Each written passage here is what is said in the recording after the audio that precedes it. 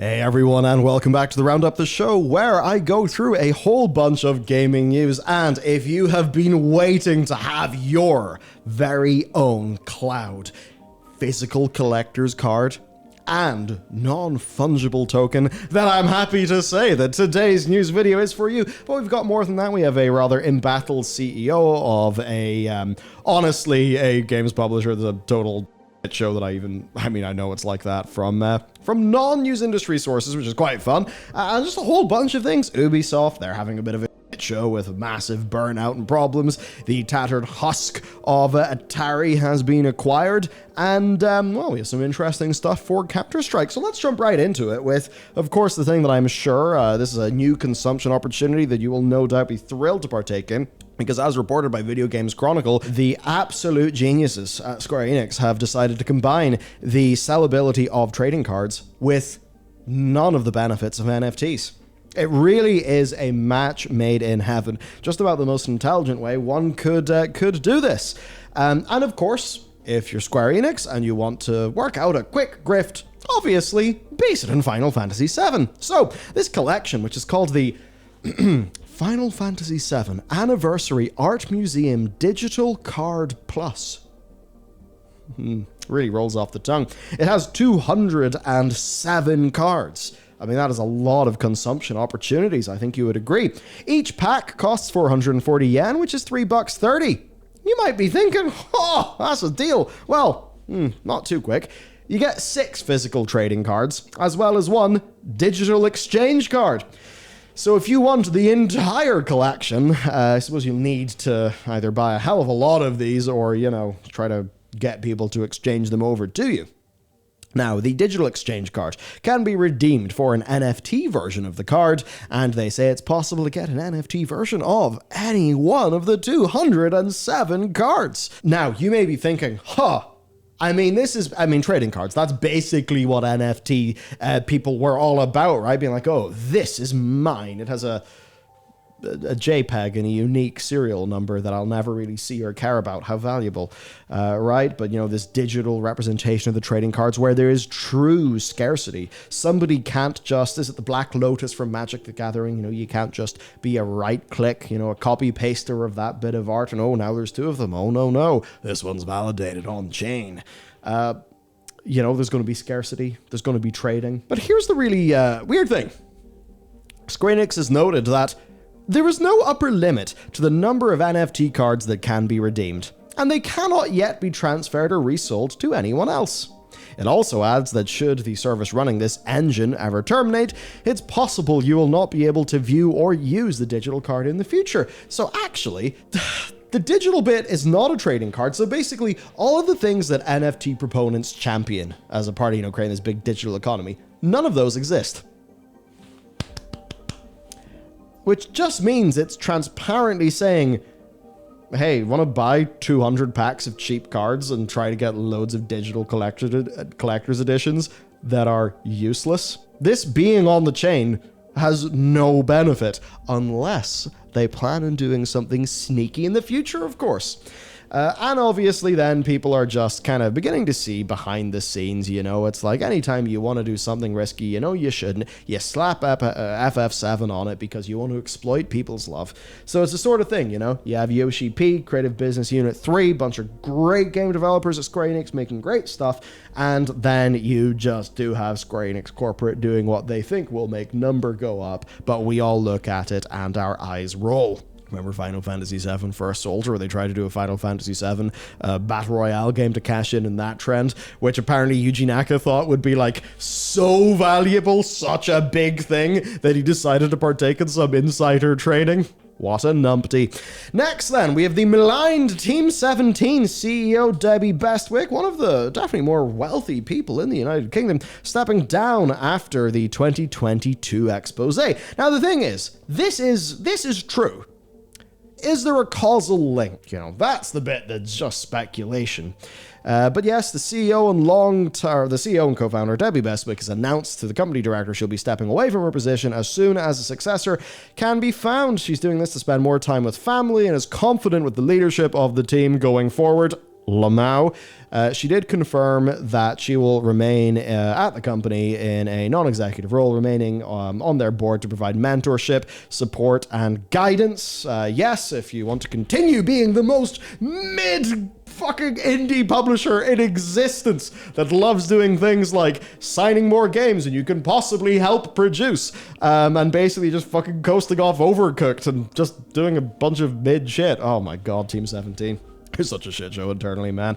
Yeah, so there you go. CEO changes are often a chance, obviously, to get a bit of a fresh slate, you know, present new things to the board, to investors.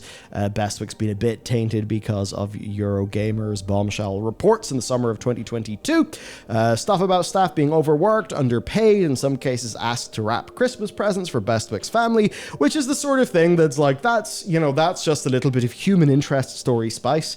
I do have it from a few people who reached out to me in email that a fair few of these things were actually in the past, like quite a bit in the past, and that Eurogamer perhaps did not do the best job of presenting the chronology of everything that they mentioned, which I suppose is something we should think about. Now, obviously, this has happened around the same time that they've been doing layoffs, and those are layoffs around the art and design teams because they're shifting more towards the publishing side. I mean, yes, obviously, because not a single fucking interesting thing has been done with Worms in like a decade.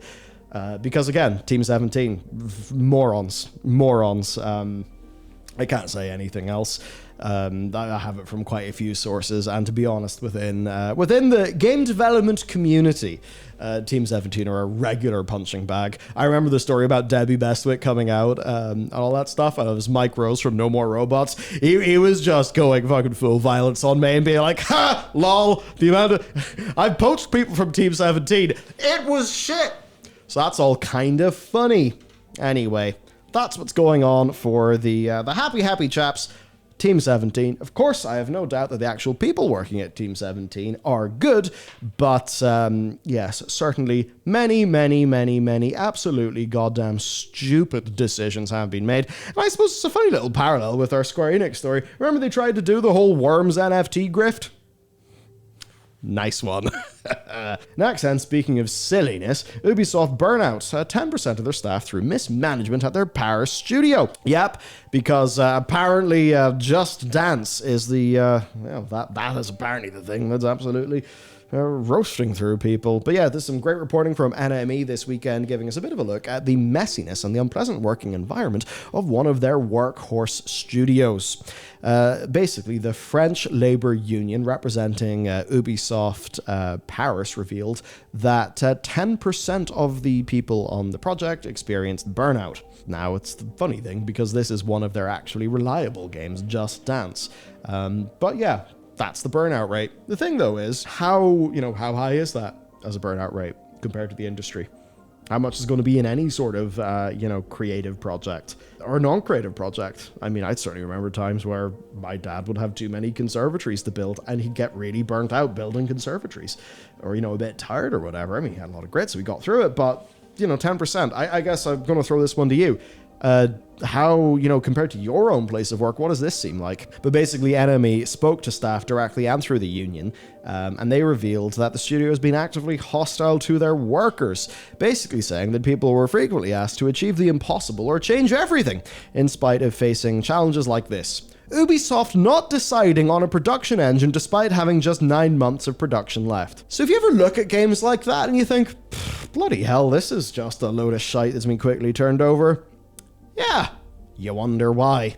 Then, while overtime is a bit of an expected norm, people might be, quote, spoken to by intimidating figures to get them on board with the plan.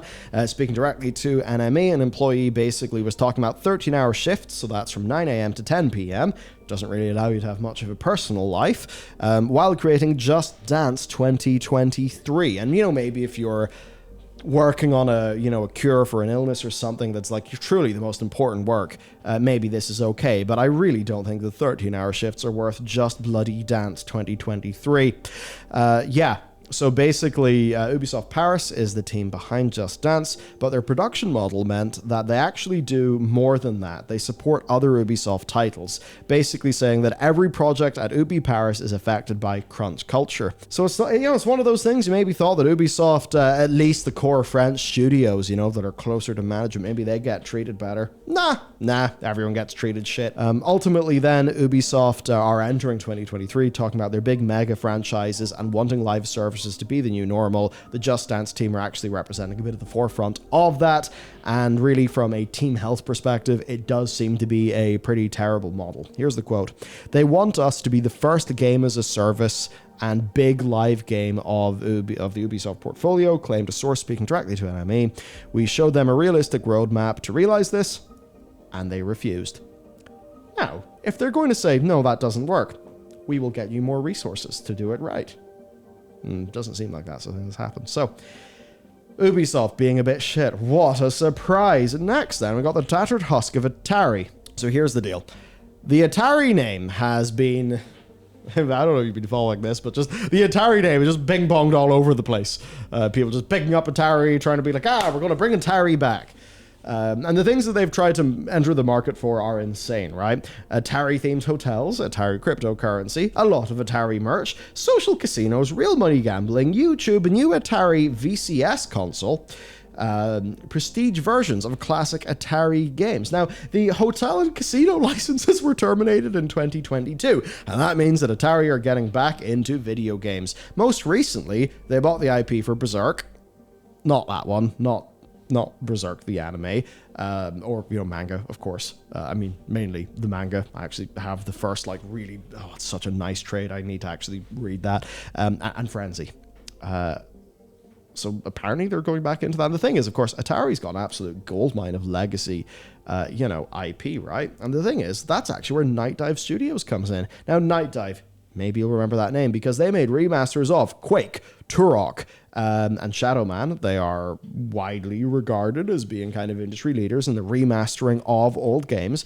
And now they have been acquired by Atari for $10 million, with a further $10 million on offer based on their next 3 years of performance. Yeah, who knew? I don't know where Atari got the money from, but there you go. Now, speaking to PC Gamer, the Nightdive Director of Business Development, Larry, said he was very confident in things, saying Atari had no intention of changing what Nightdive does or how it does it, nor will it direct the company to work exclusively on Atari brands or projects. So, maybe not the end of their exclusive work, but maybe it means that Atari-branded remakes could actually be a bit of a thing. There you go. Atari getting back into video games. What a shock. All right, next then. Counter-Strike. Hit an all-time high. I always love checking in on the all-time highs of, Steam, Counter-Strike, that kind of thing. Obviously, Counter-Strike 2. I even felt like booting up CSGO again when I saw basically how unbelievably cool the new smoke grenade gameplay looks. But all this means that Counter-Strike's player numbers are increasing, right? Valve actually released a PSA on Monday then saying idling on official matchmaking service in CSGO does not increase your chances of making it into the limited test. That's because the way that you get into the test is basically an opt-in in the game client, right? So that actually had it, that's to go through. On February 19th, they hit an all-time concurrent of 1.324 million players, which you would think would be a rather unbeatable number. But March 25th had just over 1.5 million concurrents at the same time, which is absolutely humongous, actually putting it comfortably above Lost Ark, as PC Games N are pointing out. Of course, though, because it's Lost Ark, you always have to wonder, how many of those are just bots? Anyway, point is, come on. Counter-Strike 2? It's kind of mad.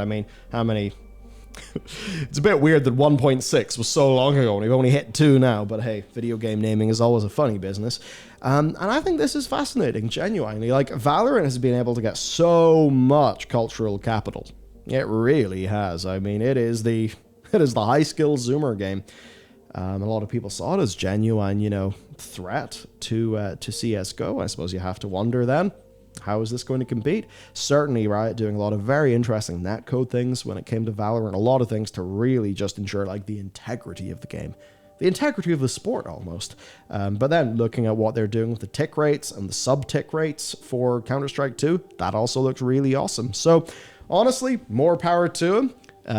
Seeing the multiple different levels of remaster and rebuild that they're doing, to the maps of the game, like rebuilding some of the very oldest ones. I do love how they're like, okay, D-Dust, we D-Dust 2, we are not going to fuck with you. You are gold.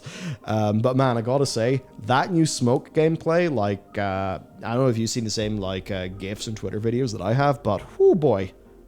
Actually, they're basically trying to turn the smoke into, or maybe getting some of the extra sort of play potential that some of the cool Valorant stuff's been able to get. But anyway, there you go. Some video gaming news directed right into your veins from me, and of course, our illustrious editor for this video, Connell, and illustrious writer, Connor. Gotta say though, man, those FF7 cash-ins, I have to wonder when they'll end. At least the remake stuff is pretty damn fantastic, but it all just does leave a horrific taste in the mouth when it comes to the NFT stuff. I mean, I'm imagining, sitting in a meeting with Thomas and be like, so Thomas, I want to make NFT trading cards of all the main characters from the Pale Beyond. I'd like to think he'd kill me. And with that, thank you very much for watching. I hope you found this to be an entertaining video. Gotta say, yesterday's was a real banger with some fascinating news, so click the magical box near my face for more content, and with that, have a brilliant weekend, and I'll see you next time.